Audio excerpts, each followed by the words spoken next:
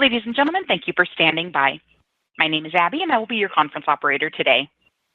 At this time, I would like to welcome everyone to the Stride Incorporated Third Quarter 2025 Earnings Conference Call. All lines have been placed on mute to prevent any background noise. After the speaker's remarks, there will be a question-and-answer session. If you would like to ask a question during that time, simply press the star key followed by the number 1 on your telephone keypad. If you would like to withdraw your question, press star 1 a second time. Thank you, and I would now like to turn the conference over to Tim Casey, Vice President of Investor Relations. You may begin. Thank you, and good afternoon. Welcome to Stride's third quarter earnings call for fiscal year 2025. With me on today's call are James Rhyu, Chief Executive Officer, and Donna Blackman, Chief Financial Officer. As a reminder, today's conference call and webcast are accompanied by a presentation that can be found on the Stride Investor Relations website. Please be advised that today's discussion of our financial results may include certain non-GAAP financial measures. A reconciliation of these measures is provided in the earnings release issued this afternoon and can also be found on our Investor Relations website. In addition to historical information, this call will also involve forward-looking statements. The company's actual results could differ materially from any forward-looking statements due to several important factors as described in the company's earnings release and latest SEC filings. These statements are made on the basis of our views and assumptions regarding future events and business performance at the time we make them, and the company assumes no obligation to update any forward-looking statements. Following our prepared remarks, we will answer any questions you may have. Now, I'll turn the call over to James. James? Thanks, Tim, and good afternoon, everyone. Well, another solid quarter as demand continues to outpace last year. I mentioned last quarter that the macro environment remains favorable, and some recent polling supports our thesis. A survey of parents compiled by the National School Choice Awareness Foundation earlier this year found that more than 60% of parents considered sending at least one of their children to a different school last year. And of those, 27% considered sending their child to a full-time online program, meaning over 15% of all families are considering a full-time online program. Now, that is a much higher level than we saw just a few years ago.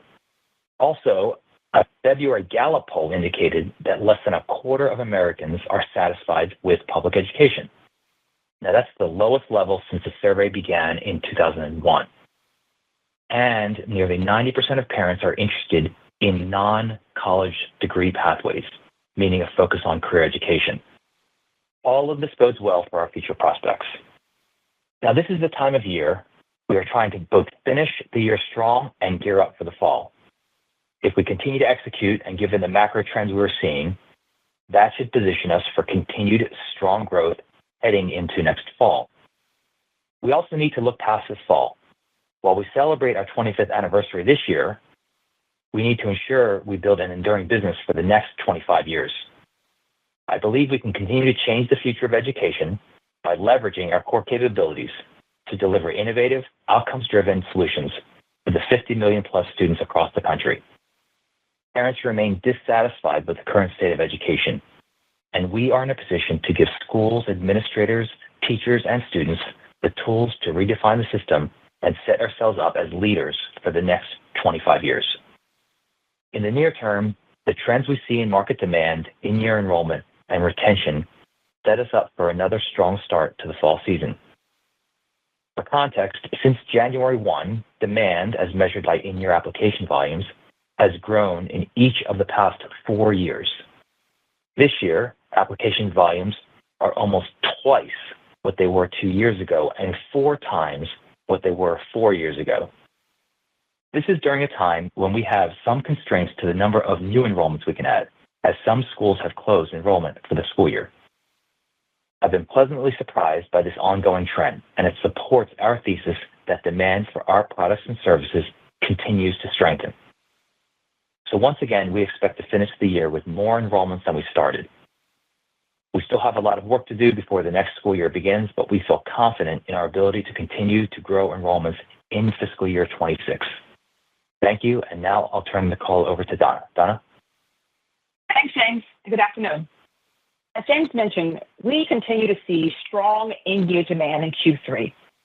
We finished the quarter with enrollment up over 21% from last year, and we believe this has set us up to once again finish the fiscal year with more enrollments than we started for the third year in a row. The market conditions, including demand for full-time online programs, coupled with our continued strong execution, give us confidence to again raise our FY25 revenue and adjusted operating income guidance. For the full year, the implied growth rates, both revenue and profitability, exceed the 2028 CAGR targets we outlined during our Investor Day in November 2023. Our AOI guidance for this year suggests we will be well ahead of the low end of our FY28 AOI targets 3 years early. For our Q3 results, total revenue was $613.4 million, up 17.8%. Revenue from our career learning, middle, and high school programs grew to $223.9 million, up 33%. This strength was driven by enrollment growth of 34% to 98.7 thousand enrollments. General education revenue was $370.8 million, up 13% from last year, which was also driven by continued enrollment growth in the quarter. Average enrollments were up 14% from last year to 141.5 thousand. Total revenue per enrollment across both lines of revenue was $2,415 compared to $2,420 last year. And as we've discussed over the last 2 quarters, the cause of the slight decline is the impact of state mix from in-year enrollments, as we otherwise continue to see a largely positive funding environment. Given the results this quarter, we now expect to finish the year down less than 1% in revenue per enrollment. While I know this is a quarter we receive lots of questions about next year, and we remind you that it's very early in the season, I do want to give a little insight into what we are seeing for the funding environment for FY26. Recognizing it's still very early in the process of states setting their budgets, we are seeing a generally favorable funding environment going into next year. And as states finalize their budgets over the next few months, I'll be able to give more color during our fourth quarter earnings call. Additionally, I know there's lots of discussion about federal funding and the impact that could have on Stride. I want to reiterate what we said last quarter. Well less than 5% of our overall revenues come from federal sources. Now, to wrap up the remaining highlights for the third quarter.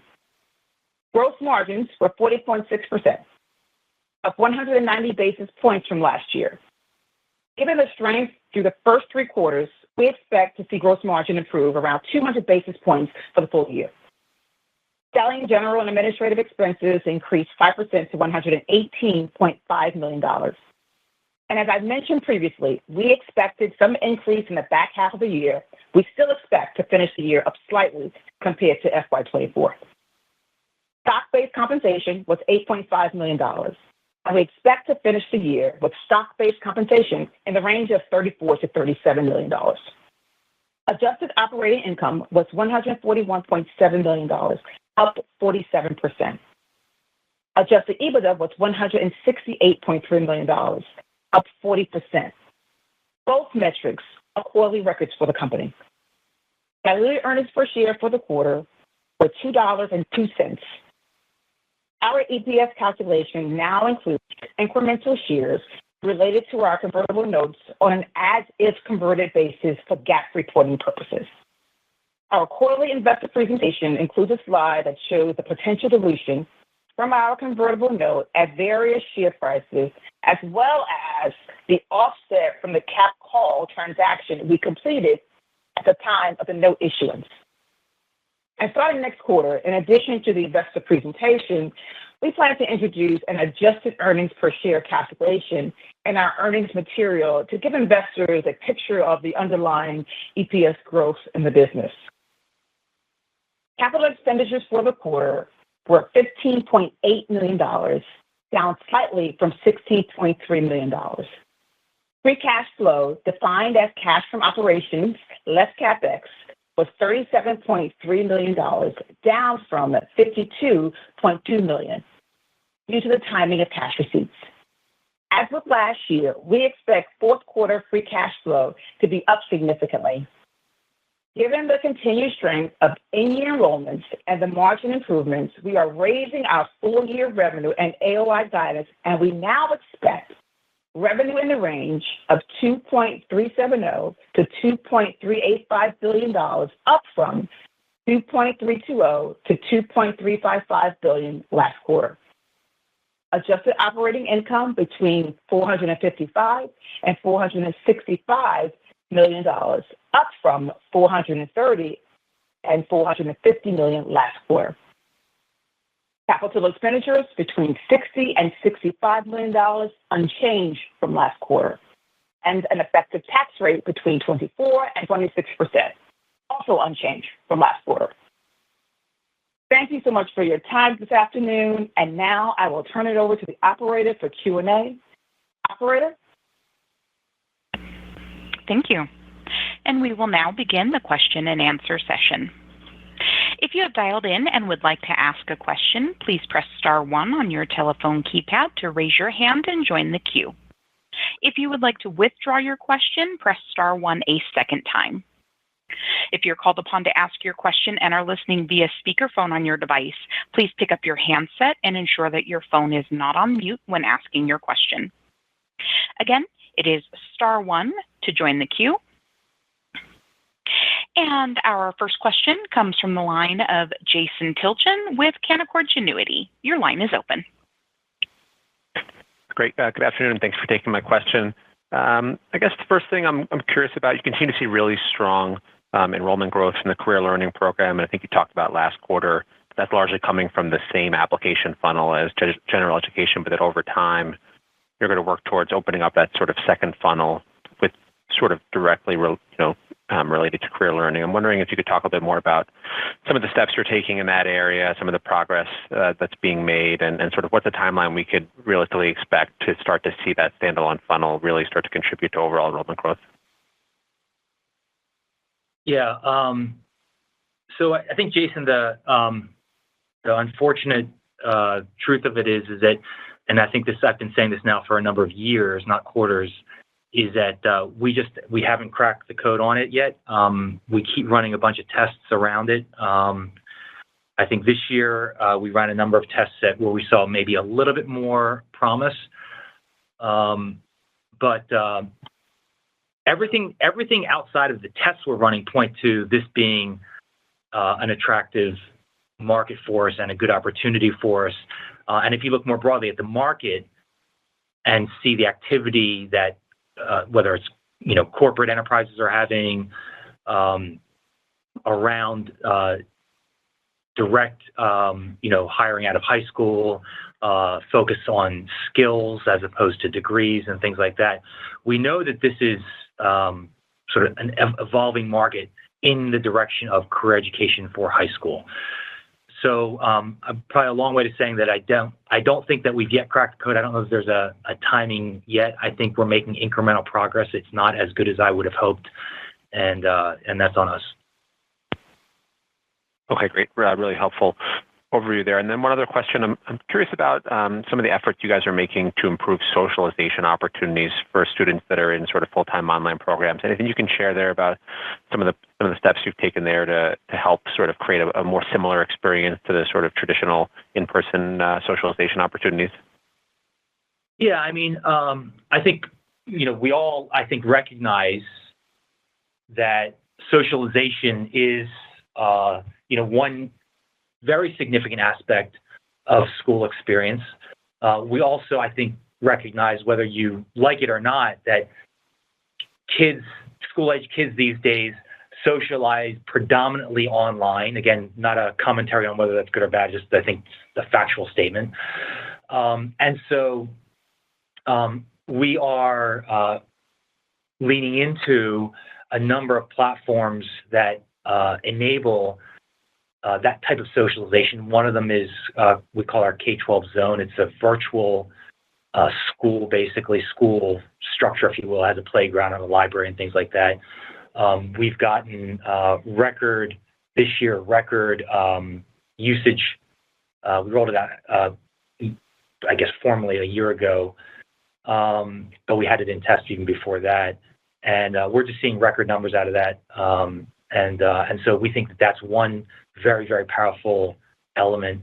The other thing that we're doing, and we just started testing it this calendar year, which is actually counter to the online engagement model, is we're rolling out what's essentially geographic pods, meaning we are rolling out the ability for families that live geographically close to each other that have similar school-age kids in the program to, to do meetups and things like that with the kids. And it just so happens that I, spoke to a family that just was unbelievably grateful that they were going to get the opportunity to do both of those activities, both the online and the in-person. I think the families recognize that there's a reality about sort of just online socialization that's important, but also just the opportunity to being from an online school to have a chance to meet up with kids in person. We were just this past weekend at an event for one of our amazing kids in Florida. His name's Carter Bonus, and he's an incredible golfer. He had a golf tournament, and they did a meetup pizza party with mini golf the night before, and some of the families there had said that it was, one of the most exciting things that their kids do is to do these in-person meetups. So we're just, there's a lot of different angles that we can approach to improve our ability to enable socialization, and we're going to continue investing behind that. We think it's really important for the families and for the kids. Great. Thanks a lot for taking my questions. Sure. And your next question comes from the line of Greg Parrish with Morgan Stanley. Your line is open. Hey, thanks. Good evening. Congrats on the quarter. Strong result. On your marketing strategy, thinking maybe ahead for the summer, I imagine the strategy, maybe limited changes. I don't know if there's anything to talk through. And then on the marketing spend, it's been pretty consistent over the last couple of years. Do you anticipate that number changing at all, or maybe the similar spot is the right way to think about it? Thanks. Yeah, I think the approach from a marketing perspective, it is, I think, going to be pretty similar. Of course, we're always evolving. I think one of the things that, from a sort of approach perspective, that I think that we've been doing a good job of in the past year or two is testing a lot of different things. I think our sort of testing velocity has increased, and so I think we're going to continue to lean into that, the ability to test a lot of different approaches, methodologies, creatives, and and I think that will continue to improve. And so I think that there's actually, I think, a lot of different angles of our marketing approach that we can continue to pursue. That it goes back to the previous question around career as well, around creative and approach and social media and things like that. Local social media. I think there's just a lot of different things that we have been testing, and we're going to continue to test. And I think we continue to see opportunities to make improvements. So I think that's going to be consistent, and that'll we'll keep downing on that through the summer. And sorry, the other question was. Yeah, with respect to spend, I mean, as you know, we grew enrollment significantly this year without increasing our marketing spend. Our priority is really around certainly doing some more testing, optimizing our media placement, SEO, testing our messaging, and improving our messaging. So we'll focus on that. And so the plan is not to spend significantly more on marketing, but to be smart about our marketing and to look for ways to be more efficient in our marketing spend. Okay, that's all very helpful. And then I want to talk a little bit about the changes going on at the federal level and the shakeup at the DOE, and not the funding side. I think that's been well covered over the last year or so. But they have a very pro-choice stance, right? So I mean, what are the impacts of those kind of as they sort of filter down to the states through this administration, and maybe any other impacts really from the DOE and some of their stances? Thanks. Yeah, I mean, I think we have observed that I think we said before that We have a lot of confidence that this administration and the Department of Education is going to keep kids and families in focus, and we continue to believe that that's the case. Some of the more tactical things that they're doing, I think, have maybe a little bit more sort of soundbite and impact at the post-secondary level right now. But I think just generally speaking, their general overall stance of empowering the states, which we're a state level business really, reducing sort of overhead administration, if you will. We think that tends to be good. It does tend to send a message of more choice that I think this administration really believes in the power of choice and customers for the customers. So I think that's really an important message. But I think outside of just continuing to monitor the things that they're advocating for and continuing to be aligned with what the administration is advocating, which I think we are. We're just very optimistic that both the federal government and the state governments are going to keep the focus on the kids and the students and the families. Great. I'll pass it off. Thank you. And your next question comes from the line of Jeff Silber with BMO Capital Markets. Your line is open. Thank you so much. Wanted to go back to career learning, specifically the middle high school area. Just a really another strong quarter with growth accelerating. Can we get a little bit more color? What's driving this strong growth?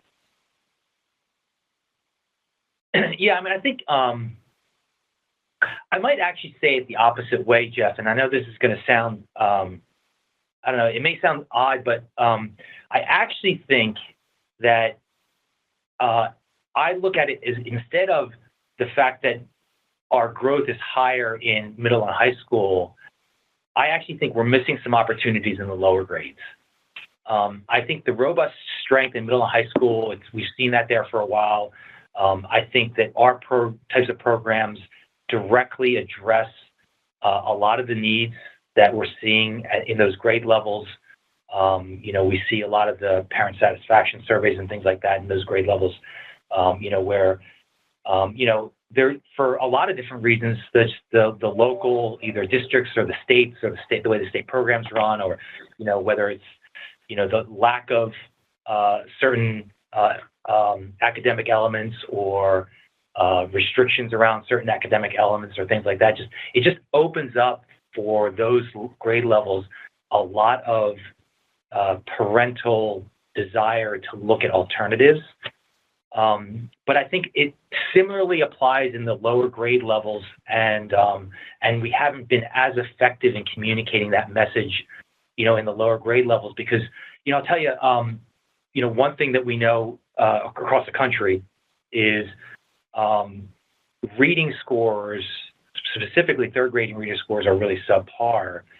And one of the messages that we're really going to promote here to sort of have the lower grades, quote unquote, catch up to the upper grades in terms of the awareness and growth is we're going to really lean into some sort of high dosage tutoring in the lowest grades, specifically around reading, because we think it's that important. And we're going to make some pretty significant investments in that arena. We've launched our tutoring platform a couple of years ago. It's running really well, and we think we can apply some of that into the lowest grades for a lot of programs and really accelerate learning in the lowest grades. And I think that may be a message that's going to resonate as well with some families. So I think, to me, it's more of a challenge of improving the lower grades as opposed to why are the upper grades, outperforming the lower grades. Okay, fair enough. Shifting gears a bit, I think in your prepared remarks, you talked about some constraints. I don't know if it was some schools that have closed enrollment or some states that have closed enrollment. Is that in both general education and career learning? And any specific color would be great. Thank you. Yeah, it's a great question. And yes, it is in both. I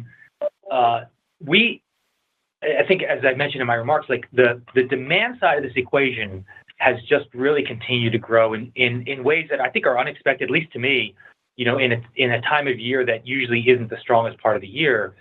And we've just just by the nature of either, the policy or the school or the partner or whatever. And sometimes we close up the enrollment windows. And this is, by the way, it's not new, but just those enrollment windows close up often during this quarter. And so as demand continues to spike, the ability to meet that demand actually stays somewhat contained. And so, so that's just really a phenomenon that's always happened. We just haven't really had to deal with it as much in previous years because we haven't seen such a spike in demand. So it hasn't been as sort of acute as it has been this year. So it's really been a demand side issue more than any change in like enrollment windows or caps or anything like that. That's really always been there. Okay, thanks so much. And as a reminder, it is star one if you would like to ask a question.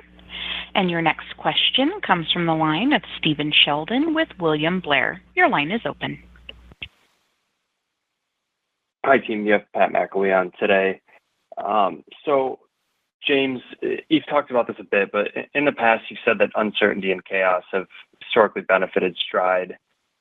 Understand that K12 isn't necessarily within the crosshairs of recent trade policies or geopolitical tensions, but do you get the sense any of the traction you've been seeing has been supported by these uncertain times, or do you think this demand is more so a factor of you reaching scale and, word of mouth referral kind of beginning to flywheel? Yeah, it's a great question. I think it's actually both. I do think that, uncertainty, I think broad macro uncertainty is probably less the issue. And, we've just seen just uncertainty and volatility, whether it's, gun violence certainly has precipitated, I think, a lot of interest in our programs. Uncertainty at the district level and volatility in sort of how certain districts may be administering programs or whatever, has benefited our programs, I think. Some of the larger sort of geopolitical, things like tariffs and things like that, I don't think we see that as having as direct a correlation with demand. In fact, I could say, like, in the data that I've seen, we have not seen direct correlation between, the past few weeks spikes in, policies of tariffs or things like that, spiking demand. So I don't think it's that type of uncertainty, but certainly the uncertainty that happens at the district level, uncertainty that happens around school safety, uncertainty that happens around school policy, those types of things, I think, do have a positive impact. And I think your last comment there around the flywheel, we do see that. I think that the more scale that we get and the high customer satisfaction scores that we receive does create a lot of referral business. And so, we see that, sort of just directionally, the referral numbers are strong, cost of acquisition is good, things that sort of indicate towards referral also, those things tend to look good as well. Right. Okay. All very helpful. Thank you. And Donna, on the gross margins, once again, above 40% this quarter, you're already pacing ahead of your margin targets for the year. So my question really is just how much more room for expansion do you think you have in that line over time? And what are the primary levers as you think about driving that expansion over the next few years? Look, I think we will, we're continuing to see good flow through in the business. I think the efficiency efforts that I started to talk about 2 years ago, maintaining those efficiency efforts, that's bearing out well for us. We'll continue to do that. I think we'll continue that into the future. I wouldn't expect to have gross margins be significantly higher than they are now. We're not coming up, even though we are at the high end of our targets for 2028, I'm not changing our overall targets for our gross margins. We will continue, though, however, to see strong flow through as the business grows and expands, and we are continuing to maintain those efficiency efforts that we put into place over the past couple of years. I also want to say that as much as those efforts are ongoing, we continue to look at ways to reinvest for the programs. So, I mean, I mentioned earlier the investment we'll make in tutoring. So there is a balance that we try to strike. Not always are those investments, gross margin impacting, but, sort of in aggregate dollars, we're investing more today in the business, in new tools, investing in our teachers than we've ever done before. So, so I think there's a balance there that, we need to keep investing for the longevity of the business as the sort of the market dynamics evolve, technologies evolve. We want to keep investing in new technologies. So there is a big investment piece of this that sort of gets maybe a little bit masked by how sort of other parts of the business we run efficiently. But there are a lot of investments that go into improving our product. The socialization stuff I mentioned earlier, those are all very significant investments that will grow over time as we see them working. And some of those investments are some of what I talked about, as you may recall, during our Investor Day, to help the teachers out, to make their lives a lot easier, right, and take some of that administrative burden from them so they can do the things that they love to do, which is teach kids. Right. Understood. Thank you both for the thoughts. And your next question comes from the line of Alex Paris with Barrington Research. Your line is open. Hi, guys. Thanks for taking my questions. I essentially have two. First one for James. James, would you mind repeating your comments about finishing the year with more enrollment than you started, and and while early, your comments for next year? I think you said that you would expect growth. You were just kind of going fast for my pencil. So can we get that recapped? Yeah, I mean, and this has been now a multi-year trend where we're on a trajectory. We feel pretty confident that we'll end the year with a higher enrollment level than we began the year. And you can sort of see. I mean, we just reported numbers that were pretty significantly higher than we started the year already. So ending the year at a higher level, what it does is it gives us a higher jumping off point for the fall enrollment, because obviously many of those students, will come back. And in fact, as we get almost counterintuitively, as we get toward the end of the year, many of the students who join right at the end of the year have actually a high propensity to return in the fall. And so, ending the year strong just really does set us up for strength going into the fall. And so there is some early indicator that, we are going to end the year strong, and that will bode well for the re-registration cohort for the fall. And so that early indication, along with the very strong demand we saw in Q3, January through March, if that continues,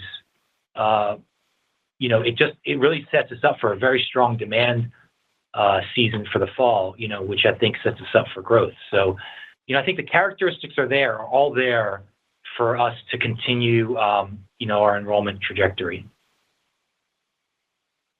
And then along those lines, is it too early to talk about applications for the fall?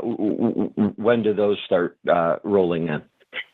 Yeah, the fall application season is like literally, the windows are just opening up here. So that is way too early to really have any good indicator of how that's shaping up.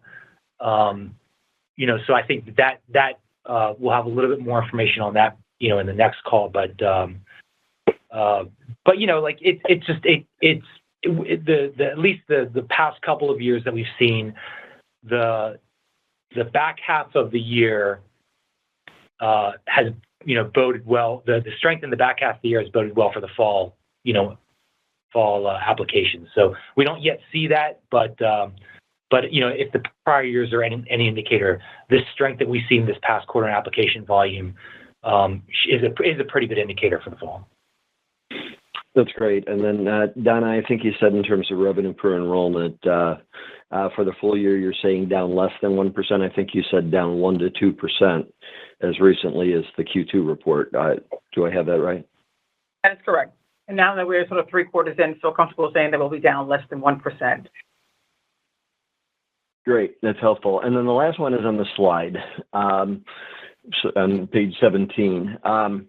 It's the, just to understand how to use it a little bit better, because I was off. I was using 47.6 million shares, and on a diluted basis, it came in at 49.2.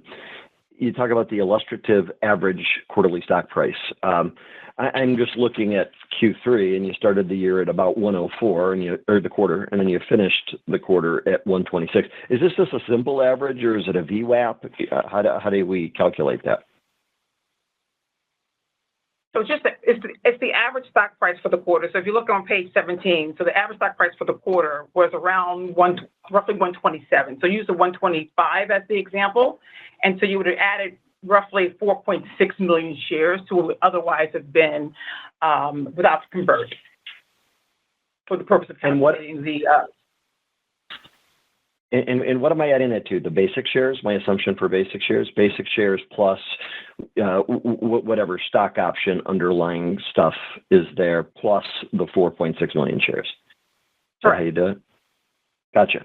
Right. Okay. Just wanted to have a more accurate share count. Yes. And we can certainly walk you through it offline if you like. Okay, for sure. And to me, your numbers were spot on mine, but you were slightly below the consensus EPS estimate. And I suspect it's just because of the share count that the consensus of analysts were using. Thank you very much. That does it for me. Thanks. And ladies and gentlemen, that concludes our question and answer session and today's conference call. We thank you for your participation, and you may now disconnect.